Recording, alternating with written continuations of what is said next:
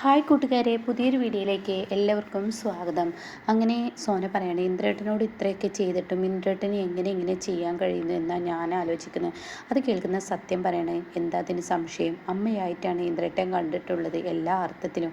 ഞാനെന്ന് വെച്ചാൽ എന്നോടാണ് ഈ സത്യം വെളിപ്പെടുത്തിയതെങ്കിൽ, ഇന്ന് നീ എൻ്റെ മകനല്ല എന്ന് എന്നോട് പറഞ്ഞതാണെങ്കിൽ ഞാൻ ആ വാക്ക് അപ്പം തന്നെ അതുകൊണ്ട് ഏറ്റെടുക്കും. കാരണം എന്താണെന്നറിയോ, ഞാൻ എന്നും എപ്പോഴും അങ്ങനെയാണ്. എൻ്റെ അമ്മയെ അമിതമായി ഞാൻ വിശ്വസിച്ചിട്ടില്ല, സ്നേഹിച്ചിട്ടില്ല. അതുകൊണ്ട് തന്നെ എനിക്കത് സഹിക്കാൻ കഴിയും. ഇന്ദ്രേട്ടനത് സഹിക്കാൻ കഴിയില്ല. ഇന്ദ്രേട്ടൻ ജീവിച്ചത് തന്നെ അമ്മയ്ക്ക് വേണ്ടിയാണ്. അമ്മയ്ക്ക് വേണ്ടി മാത്രം ജീവിച്ച ആ മകനെയാണ് ഇന്ന് തള്ളിപ്പറഞ്ഞിരിക്കുന്നത്. ആ മനുഷ്യൻ്റെ മാനസികാവസ്ഥ നമ്മളെല്ലാവരും മാറ്റിയെടുക്കണം, മനസ്സിലാക്കിയെടുക്കണം എന്നൊക്കെ പറയണം കേട്ടോ. അപ്പോൾ ഇതൊക്കെ കേൾക്കുമ്പോൾ ശരിയാണ്, മാറ്റിയെടുക്കണം എന്നുള്ള ആ ഒരു നിലപാട് തന്നെ സോനയും പറയണം കേട്ടോ. അപ്പോൾ ആരോ ഉമ്മറത്ത് വന്നൊരു സൗണ്ട് കേൾക്കുകയാണ്. അങ്ങനെ നോക്കുമ്പോൾ ഒരു വണ്ടി, രഘുവിൻ്റെ വണ്ടിയാണ്. അപ്പോൾ ഇപ്പുറം സുശീല ഇങ്ങനെ ഇരിക്കുന്നുണ്ട്.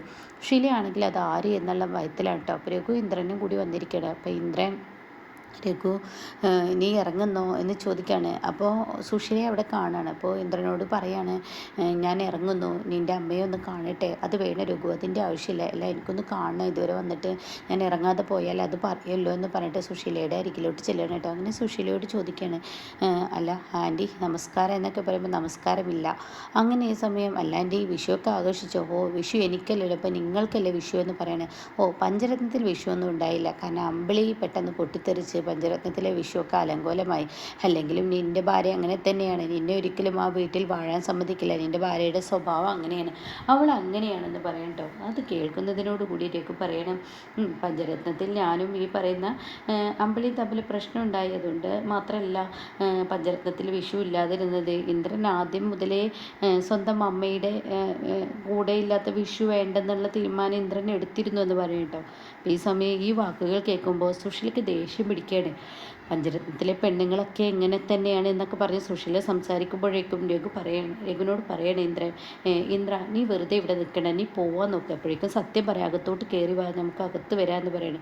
അപ്പോൾ സോനയും പറയാം, വരൂ രഘുവേട്ട എന്ന് പറയണേ. ഇതേ സമയം അല്ല, നിങ്ങളോടൊരു കാര്യം ചോദിക്കാനാണ് ഞാൻ വന്നത്.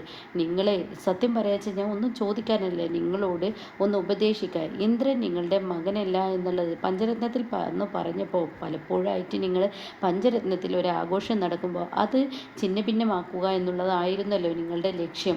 ആ ലക്ഷ്യത്തിന് വേണ്ടിയാണ് നിങ്ങൾ അന്ന് അത് പറഞ്ഞത് എന്നാണ് ഞാൻ കരുതിയത്. പക്ഷേ ഇത്രയധികം സ്നേഹിക്കുന്ന ഒരു മകനെ തള്ളിപ്പറയാൻ എങ്ങനെ നിങ്ങൾക്ക് കഴിഞ്ഞു? അതുകൊണ്ട് തന്നെ നിങ്ങളുടെ മകൻ തകർന്നിരിക്കുകയാണ് എന്നുള്ള സത്യം പറയാൻ കേട്ടോ. അപ്പോൾ ഇത് കേൾക്കുന്ന ആടാ, എൻ്റെ മകൻ തകർന്നിരിക്കുകയാണെന്ന് എനിക്കറിയാം, പറയേണ്ട സമയത്ത് തന്നെ പറയണം, അതുകൊണ്ട് തന്നെ ഞാനത് പറഞ്ഞു, അതിലെന്താ തെറ്റ് എന്നൊക്കെ ചോദിച്ചിട്ട് സുശീല ചൂടാവാണ് കേട്ടോ. ഇതേ സമയം വാക്കുകൾ കടക്കുന്നു എന്ന് മനസ്സിലാക്കിയ ഇന്ദ്രൻ, ഇപ്പോൾ രഘു മതി സംസാരിക്കണ്ട, അല്ല ഇന്ദ്ര ഞാൻ ഇവരോട് 2 വാക്കെങ്കിലും പറയട്ടെ, അത് പറഞ്ഞില്ലെങ്കിൽ എനിക്ക് സമാധാനം കിട്ടത്തില്ല. അതുകൊണ്ടാണ്, കാരണം ഇവർ നിന്നെ മകനായി വളർത്തിയിട്ട് ഇത്രയും കാലം നിൻ്റെ ഉപ്പും ചോറും ഒക്കെ ഇവർ ഊറ്റിയെടുത്തിട്ട് എന്നിട്ട് ഇപ്പോൾ ഈ സമയം ഇവർ ഈ വീട് സ്വന്തമാക്കിയതിന് ശേഷം നീ ഇവരുടെ മകനല്ല എന്ന് എങ്ങനെ ഈ സ്ത്രീക്ക് പറയാൻ കഴിഞ്ഞു? ഈ സ്ത്രീയെ വെറുതെ വിടരുത് ഇന്ദ്ര നീ. അപ്പോൾ അത് കേൾക്കുമ്പോൾ സുശീല ഒന്ന് ഭയന്നു കേട്ടോ. ഈശ്വര, ഇവൻ എന്തൊക്കെ സത്യങ്ങളാണ് ഇവൻ്റെ മുന്നിൽ വിളിച്ചു പറയുന്നതെന്ന ഭയപ്പാട്. അപ്പോൾ ഉടൻ തന്നെ ഇന്ദ്ര നീ ഇനി ഈ സ്ത്രീയെ ഭയക്കുന്ന എന്തിനാ, ഈ സ്ത്രീയെ സ്നേഹിക്കുന്ന എന്താ? ഇത് രണ്ടും അവരിലില്ല, പിന്നെ എന്തിനെന്ന് ചോദിക്കേണ്ട. ഇതേസമയം രഘു നീ ദയവ് ചെയ്ത് ഒന്നും ഇവിടെ നിന്നും പോയിത്താ എന്ന് ഇന്ദ്രൻ അങ്ങ് പറയൂ കേട്ടോ. അത് പറയുന്നതിനോടുകൂടി സത്യം പറയണേ രഘുവേട്ട, ഇപ്പോൾ ഇവിടെ സംസാരം ഉണ്ടാക്കട്ടെ, രഘുവേട്ടൻ പോയിക്കോ. അപ്പോൾ സോനയും പറയണേ രഘുവേട്ടൻ പോയിക്കോ എന്ന് പറയണ്ട. അങ്ങനെ രഘു അങ്ങ് പോവുകയാണ്. ഇതേ സമയം സുശീലയാണെങ്കിലോ അവന് വന്നിരിക്കുന്നു, എന്നെ ചോദ്യം ചെയ്യണമെന്ന ഭാവത്തിലാണ്. അപ്പോഴേക്കും ഇന്ദ്രൻ ഇങ്ങനെ തലക്ക് ഭ്രാന്ത് പിടിക്കുന്ന ഒരവസ്ഥയാണ് കേട്ടോ. പിന്നീട് കാണിക്കുന്നത് ഇന്ദ്രനോട് രഘു ഇങ്ങനെ പറഞ്ഞ ആ കാര്യത്തെക്കുറിച്ച് സത്യം പറയാണ്. അപ്പോൾ ഈ സമയം എല്ലാത്തൊരു കഷ്ടം, തലയ്ക്ക് ഭ്രാന്ത് പിടിക്കുന്നതെന്നിങ്ങനെ പറയുമ്പോൾ സുശീല കയറിപ്പോവുകയാണ് കേട്ടോ. പിന്നീട് ഭാനുമ്മയാണ് കാണിക്കുന്നത്. ഭാനുമ്മ രഘുവിന് വെള്ളം കൊടുന്നു കൊടുക്കുകയാണ്. എന്തിനാ രഘു സുശീല എന്ന വടയക്ഷിയെക്കുറിച്ച് നീ ഉപദേശിക്കാനോ നേരാക്കാനോ പോയത്? വെറുതെ നീ വഷളാവുക എന്നല്ലത് എന്ത് എന്ന് ഇങ്ങനെ പറയാം.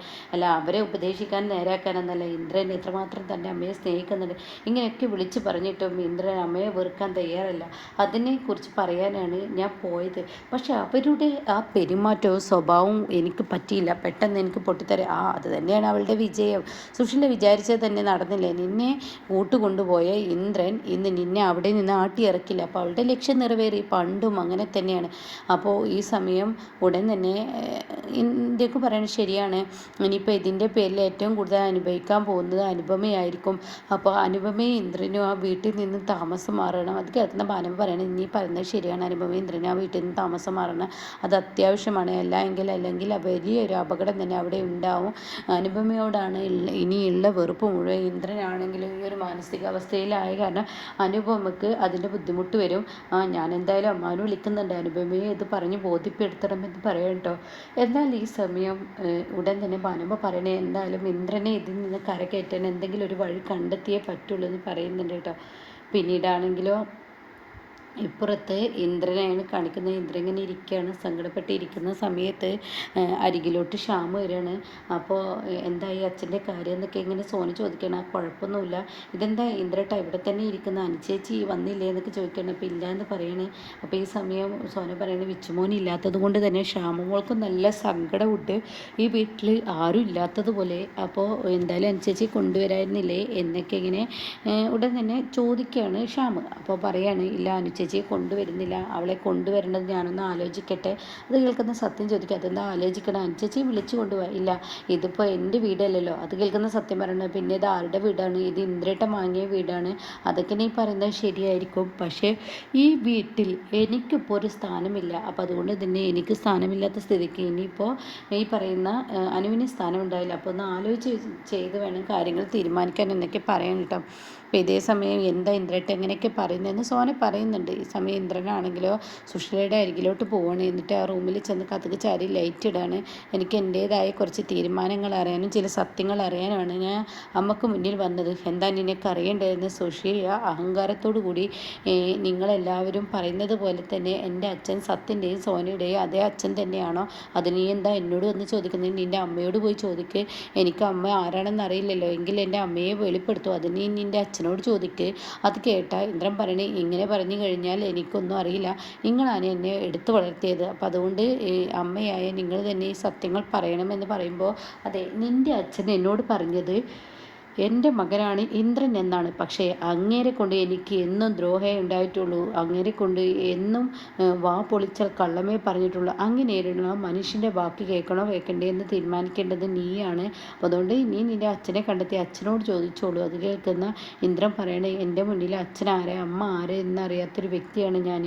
അപ്പോൾ എന്നെക്കുറിച്ചുള്ള എല്ലാ കാര്യങ്ങളും നിങ്ങൾക്കല്ലേ അറിയാം, നിങ്ങൾക്കല്ലേ ഇതിന് ഉത്തരം പറയാനും കഴിയുക. അതുകൊണ്ട് നിങ്ങൾ തന്നെ പറയൂ, ഞാനിനി എന്താ വേണ്ടത്, എൻ്റെ അച്ഛൻ ആര് എൻ്റെ അമ്മയാര്, ഇതൊക്കെ കണ്ടെത്താൻ എന്താ വഴി എന്നൊക്കെ ചോദിക്കുമ്പോൾ, അത് നീ കണ്ടെത്തണം, അതിന് എൻ്റെ ആവശ്യമാണ്, എൻ്റെ ആവശ്യമല്ല, ഞാനിന്നെ എടുത്ത് വളർത്തി എന്നുള്ളത് സത്യമാണ്, പക്ഷേ നിൻ്റെ അച്ഛനെ അമ്മയും കണ്ടെത്തുന്നത് എൻ്റെ ആവശ്യമില്ല എന്നൊക്കെ പറഞ്ഞ് ഒരു മാതിരി പുച്ഛത്തോടു കൂടി സംസാരിക്കുമ്പോൾ ഇന്ദ്രൻ്റെ മനസ്സ് കലങ്ങിയതുപോലും സുശീല മനസ്സിലാക്കുന്നില്ല കേട്ടോ.